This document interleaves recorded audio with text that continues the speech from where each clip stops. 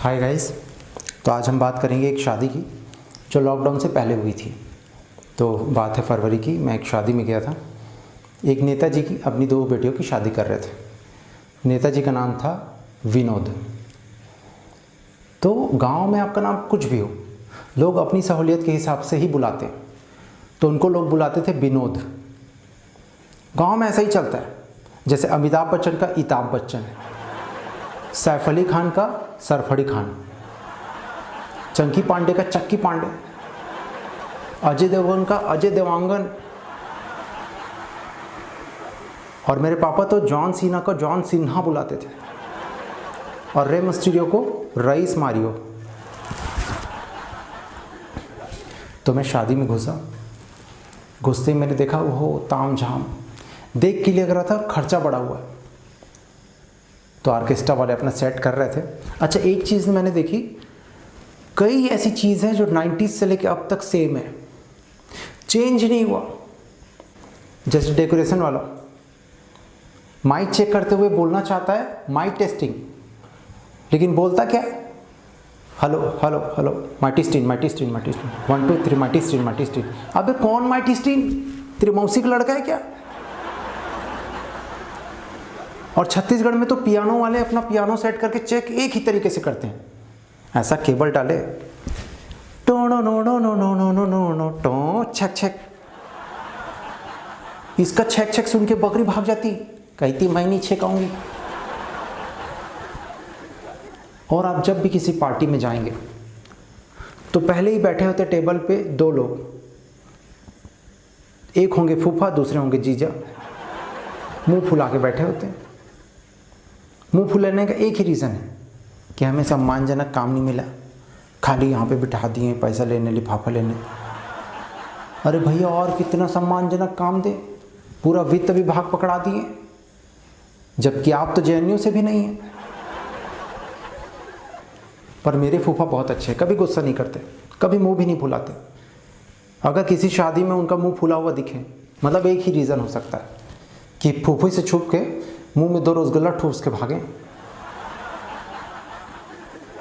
तो सब कुछ ठीक चल रहा था, बस एक ही प्रॉब्लम थी, ज़मीन थी इतनी उबड़ खाबड़, पूरा ऊपर नीचे गड्ढों से भरी हुई। और चलो इंसान इससे भी काम चला ले, प्रॉब्लम यह है उसके ऊपर बिछा दिए थे हरे कलर का कारपेट, दिखाई नहीं दे रहा। जो भी मेहमान आ रहे हैं उनकी चाल इतनी बिगड़ जा रही, लोग कंप्लेन कर रहे, अरे विनोद भाई, आपके मेहमानों को पोलियो हो गया है क्या? कहते भैया क्या बोल रहे हो, शुभ शुभ बोलो। कहता है यार 2020 में हर बीमारी शुभ है सिवाय कोरोना को छोड़ के। कहता मालूम चीन में क्या चल रहा है? कहता क्या चल रहा है? कहता वहाँ रिपोर्ट देखते डॉक्टर मरीज से कहता कि आपको तो कैंसर हो गया है। मरीज कहता हाय, मेरे को डर था कहीं कोरोना ना निकल जाए। लोग ऐसे चल रहे हैं, कदम फूक फूक के चेक करके, ऐसा लग रहा है ज़मीन में डायनामाइट बिछा हुआ है। एक बंदा तो ज़मीन को जैसे छड़ी कोचक कोचक के देख रहा कि गड्ढा तो नहीं है। तो एक बार ऐसा कोच का छड़ी से कारपेट की छत से बड़ा सा मेंढक कूद के निकलता, कहता ये सत्यानाश को चक दिया पीठ को। अब इसको उल्लू का पट्टा बोलो या विनोद का मेहमान, एक ही बात है। एक लड़की हाई हील वाला सैंडल पहन के आई, पहली बार पार्टी में घुसती ही चाल ऐसी बिगड़ी, ऐसा लग रहा था ना शतरंज की ऊँट है, सीधा तिरछा जाके फेंकाई। अच्छा हुआ ना उस दिन शादी में कोई पत्रकार नहीं आया था, नहीं तो अगले दिन पेपर में छपता विनोद के सारे मेहमान गिरे हुए थे। और ये माहौल देख के लग रहा था ना विदाई में लड़की के विदाई के गम से कम रोते और पैर लचकने से ज़्यादा। और लड़की का पिता सबको समझाते रहता, अरे लड़की को हंसते हुए विदा कीजिए श्रीमान। मेहमान पैर पकड़ के बोलते, अबे चल बे चल। तो बारात आने में हो रही थी लेट, तो सोचे भैया घरातियों को निपटा दिया जाए, तो खाना कर दिए शुरू। अब इस तरफ दाल चावल सब्ज़ी, और इस तरफ चाइनीज़ साउथ इंडियन दुनिया भर की चीज़ें। तो यहाँ एक भी बंदा नहीं, उल्टा जो परोसने वाले थे, जो हलवाई था, वो खुद इधर खाने दौड़ा है। और इधर इतनी भीड़, मक्खी के पैर रखने की जगह नहीं। 3 मक्खियाँ ऊपर उड़ रही, पीछे वाली मक्खी कहती सरदार मैं क्या बोलता हूँ, दाल चावल खा के काम चला लेते ना। सुनो उसमें भी प्रोटीन होता है। बगल वाला कहता है सरदार मैं क्या बोलता हूँ 10-15 मिनट वेट कर लेते हैं, भीड़ छट जाएगी, है ना। तब तक क्या करते हैं, हैलोजन के पास जाके बैठते, ठंड बहुत लग रही। सरदार कहता जिस पार्टियों में मक्खियों के लिए जगह नहीं, वहाँ का खाना मेरे लिए लाल हीट के समान है। दोनों मक्खियाँ छोड़ के भाग गई। कहती सरदार एक काम करो, अब घर जाओ, हम लोग 2 रसगुल्ला चूस के आते हैं। और डोसे में इतनी भीड़, सामने वाले तो ठीक है, पीछे वाले ऐसा प्लेट लेके सामने वाले के सर के ऊपर रखे हुए, ऐसा रखे रखे 15 मिनट हो गया, हाथ दर्द कर गया। तो जो रखा हुआ था प्लेट, डोसा वाला बना के उसकी प्लेट में रखने ही वाला था, ये दर्द के मारे हाथ खींच लिए, डोसा गिर गया सामने वाले अंकल के सर पे। अगल बगल वाले जो डोसा नोचे हैं, जो अंकल के सर पे बचे कुछ बाल थे वो भी गायब। और इतने स्ट्रगल कर रहे हैं आप, 10 मिनट 15 मिनट हो गए, मिल ही नहीं रहा।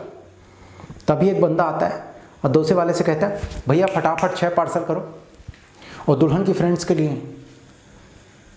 ये सारे लोग उस बंदे को ऐसा घूरते हैं, ऐसा लगता है 2 सेकंड के लिए लाइट चली जाए ना, इस बंदे को पता नहीं चलेगा इसके अकल का दाढ़ा किसकी प्लेट में गिरा। लेकिन भाई ये तो दिमाग में चल रहा है, ऐसा तो हो नहीं सकता। वो 6 डोसा लेके चला गया आराम से, और ये अभी भी वेट कर रहे हैं। तभी डोसे वाला कहता भैया मसाला ख़त्म हो गया, खाली ऐसा प्लेन बना के दे दूँ क्या। कहता सुन भाई, अपने को कांग्रेस वाला राफेल नहीं चाहिए, सब कुछ डाल के दे। और इतने स्ट्रगल के बाद उस अंकल को मिल भी गया एक डोसा।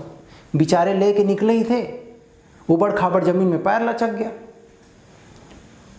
तो वो अपना पैर पकड़े और प्लेट पकड़ा दिया बगल वाले बच्चे को। जैसे ही थोड़ा बहुत पैर ठीक करके उठे, प्लेट गायब, बच्चा गायब। वो परेशान, कहते यार शादी चल रहा, तमाशा चल रहा है, साजिश हो रही पूरा।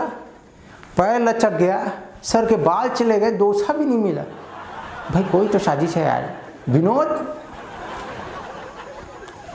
और मैं आपको एक चीज़ सजेस्ट करता हूँ, अगर आप मेल हैं और आप शादी में जा रहे हैं तो एक बात याद रखिएगा, कभी भी स्टार्ट में पानी पूरी की लाइन में मत जाइए।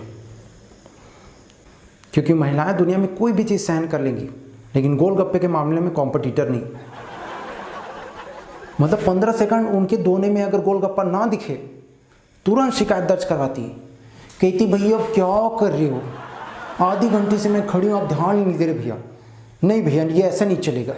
गोलगप्पा वाला ऐसे मसाला बनाते हुए सोच रहा 20 सेकंड हुआ आए हुए, आधा घंटा बोल रही, और उधर घर में 1.5 घंटे तैयार होती है, 2-2 मिनट बोल के उसका क्या।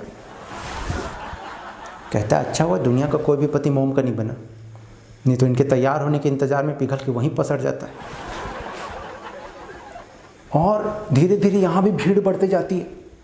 फिर यहाँ भी डोसे जैसा हाल, जो पीछे वाले हैं वो दोनों सामने वाले के सर के ऊपर ऐसा, उनको जैसे ही पानी पूरी मिलती है दोनों ऐसे खींचते हैं, पूरा पानी आपके सर के ऊपर टपकाते हुए पीछे। उस समय ऐसा लगता है ना आपका अभिषेक इमली पानी से हो रहा है। हाय गाइस, मेरे लास्ट वीडियो को आपने जितना प्यार और सपोर्ट दिया है, मुझे देखिए बहुत खुशी हुई है। क्योंकि एक आर्टिस्ट को यहीं से तो मोटिवेशन मिलता है कि उनकी ऑडियंस उसको कितना सपोर्ट कर रही है। तो मुझे ऐसे ही सपोर्ट करते रहिए, मेरे वीडियोस को ज़्यादा से ज़्यादा शेयर करिए ताकि मैं आपको ज़्यादा से ज़्यादा एंटरटेन कर पाऊँ। और अगर आप इस चैनल पर नए हैं तो प्लीज़ चैनल को सब्सक्राइब करें और इंस्टा में भी फॉलो करें ताकि आपको नए नए अपडेट्स मिल पाएँ।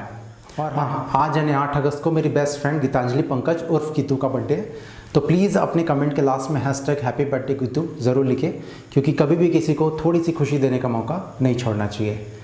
तो मिलते हैं अगले वीडियो में। Till then keep sharing.